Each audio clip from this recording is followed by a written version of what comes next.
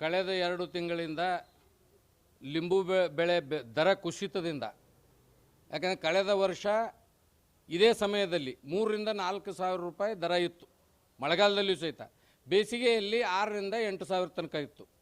ಈ ವರ್ಷ ಮೇ ಕೊನೆಯಿಂದ ಪ್ರಾರಂಭ ಆಗಿದ್ದು ಇವತ್ತಿನ ತನಕನೂ 400-500 ರೂಪಾಯಿ ಒಂದು ಡಾಗ್ ಲಿಂಬೆಹಣ್ಣು ಮಾರಿರೋದ್ರಿಂದ ರೈತ ಭಯಂಕರ ಸಂಕಷ್ಟದಲ್ಲಿದ್ದಾನೆ. ರೈತ ಸಾಲ ಮಾಡ್ಕೊಂಡು ಇವತ್ತೇನು ಬೆಳೆ ರಕ್ಷಣೆ ಮಾಡ್ಕೊಂಡು ಬಂದಿದ್ದ, ಗಿಡಗಳನ್ನು ಉಳಿಸ್ಕೊಂಡು ಬಂದಿದ್ದ, ಇವತ್ತು ಅದು ಸಹಿತ ಇರಲಾರ್ದಂಥ ಪರಿಸ್ಥಿತಿ ರೈತನಿಗೆ ಆಗಿದೆ. ನಾವು ಲಿಂಬೆಹಣ್ಣನ್ನು ಗಿಡದಿಂದ ಹರಿದು ಬಿಜಾಪುರ ಮಾರುಕಟ್ಟೆಗೆ ತರಬೇಕಾದ್ರೆ ನಮ್ಗೆ 600 ರೂಪಾಯಿ ಖರ್ಚದ, ಆದರೆ ಲಿಂಬೆಹಣ್ಣು ಮಾರಲಿಕ್ಕತ್ತದ 500 ರೂಪಾಯಿ. ಅದಕ್ಕೆ ಇಂಥ ಸಂದರ್ಭದಲ್ಲಿ ನಾನು ಮುಖ್ಯಮಂತ್ರಿಗಳು ಈ ಲಿಂಬೆ ನಾಡಿಗೆ ಬರೋರಿರೋದರಿಂದ ಅವ್ರಿಗೆ ವಿಶೇಷವಾಗಿ ರೈತರ ಪರವಾಗಿ ನಾನು ವಿನಂತಿಯನ್ನು ಮಾಡ್ಕೋತೇನೆ. ನೀವು ಈಗಾಗಲೇ 8 ವರ್ಷದ ಕೆಳಗೆ ಲಿಂಬೆ ಮಂಡಳಿಯನ್ನು ರಚನೆ ಮಾಡಿರಿ, ಲಿಂಬೆ ಅಭಿವೃದ್ಧಿ ಮಂಡಳಿಯನ್ನು ಇಂಡಿಯಲ್ಲಿ ಹೆಡ್ ಕ್ವಾರ್ಟರ್ ಮಾಡಿ ಆಫೀಸ್ ಮಾಡಿರಿ. ನೀವು ನಮಗೆ ಈ ಜೂನ್ನಿಂದ ಡಿಸೆಂಬರ್ವರೆಗೆ ಯಾವಾಗ ಮಾರುಕಟ್ಟೆ ಕುಸಿತದ, ದರ ಕುಸಿತದ, ಆವಾಗ ನೀವು ಖರೀದಿಯನ್ನು ಪ್ರಾರಂಭ ಮಾಡಿರಿ. ಮಿನಿಮಮ್ ನಮಗೆ 4,000 ರೂಪಾಯಿ ಲಿಂಬೆಹಣ್ಣಿಗೆ, ಒಂದು ಡಾಗ್ ಲಿಂಬೆಹಣ್ಣಿಗೆ 4,000 ರೂಪಾಯಿ ಬೆಂಬಲ ಬೆಲೆಯನ್ನು ಕೊಟ್ಟು ಆ ಲಿಂಬೆ ಅಭಿವೃದ್ಧಿ ಮಂಡಳಿಯನ್ನು ಖರೀದಿ ಮಾಡ್ತಕ್ಕಂಥ ಒಂದು ಕೆಲಸ ಮುಖ್ಯಮಂತ್ರಿಗಳು ಮಾಡಬೇಕು ಅಂತಕ್ಕಂಥ ಆಗ್ರಹವನ್ನು ನಾನು ರೈತರ ಪರವಾಗಿ ಮಾಡ್ಕೋತೇನೆ.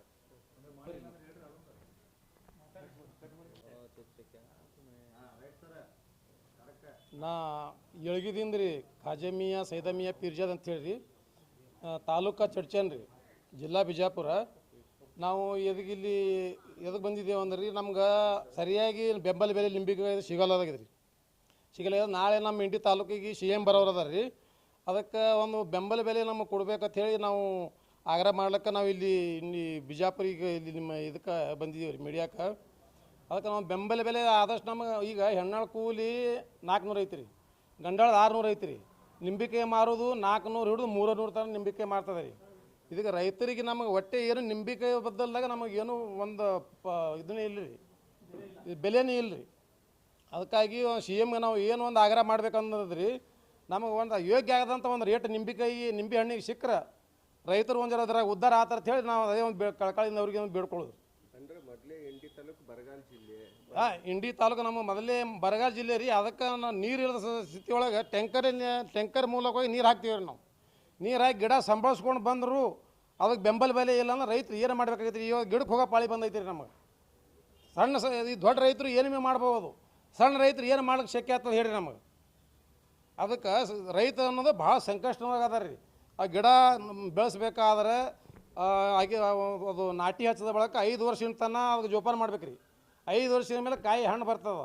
ಹಣ್ಣು ಬಂದಾಗ ಈ ಸ್ಥಿತಿ ಒಳಗೆ ರೈತರಿಗೆ ತೊಂದರೆ ಆಗ್ಲಿರ್ತದೆ. ಅಲ್ಲಿ ಹಣ್ಣು ತಂದು ನಾವು ಮಾರ್ಕೆಟಿಗೆ ತಂದು ಮಾರಾಟ ಮಾಡಬೇಕಾದ್ರೆ ನಮ್ಗೆ ಬೆಂಬಲ ಬೆಲೆ ಸಿಗೋವಲ್ದು. ಅದಕ್ಕೆ ಬೆಂಬಲ ಬೆಲೆ ನಮ್ಮ 4,000 ಮಳೆಗಾಲದೊಳಗೆ 4,000 ಹಿಡ್ಕೊಂಡು 5,000 ನಮ್ಮ ರೇಟ್ ಕೊಟ್ರೆ ಅಂದ್ರೆ ಅದಕ್ಕೊಂದು ರೈತರಿಗೆ ಒಂದು ಹಿಡ್ಕೊಂಡಂಗೆ ಆಗ್ತದೆ. ಏನು ಮಾಡಿದ್ರು ನಮಗೆ ಒಟ್ಟೆ ರೆಸ್ಪಾನ್ಸ್ ಸಿಗಲಾಗಿದೆ ರೈತರಿಗೆ. ಇಲ್ಲಪ್ಪ ಅಂದ್ರೆ ನಮ್ಮ ಸೌಕರ್ಯ ಅಂದಂಗೆ ನಾಳೆ ಇದೊಂದು ಏನು ನಮಗೆ ರೆಸ್ಪಾನ್ಸ್ ಸಿಗಲಿಲ್ಲ ಅಂದ್ರೆ ನಾವು ಏನಾರೇ ಒಂದು ಬೀದಿಗೆ ಇಳಿದು ಒಂದು ರೈತ ಸಂಘಟನೆ ಮಾಡಿಕೊಂಡು ನಾವು ಒಂದು ಹೋರಾಟ ಮಾಡಬೇಕಂತೇಳಿ ನಾವು ಸೌಕರ್ಯ ಕೂಡ ನಾವು ಬೆಂಬಲ ಮಾಡಬೇಕಂತೇಳಿ ನಮ್ಮ ಒಂದು ಆಗ್ರಹ ಅದು. ಲಿಂಬೆಹಣ್ಣು ಬೆಲೆ ನಿಗದಿ ಆಗಬೇಕು, ಬೆಂಬಲ ಬೆಲೆ ಕೊಡಬೇಕು ಮತ್ತು ರೈತರಿಗೆ ನಮ್ಮ ಲಿಂಬೆಹಣ್ಣಿನ ನಿಗಮದಿಂದ ಅನುಕೂಲ ಆಗಬೇಕು.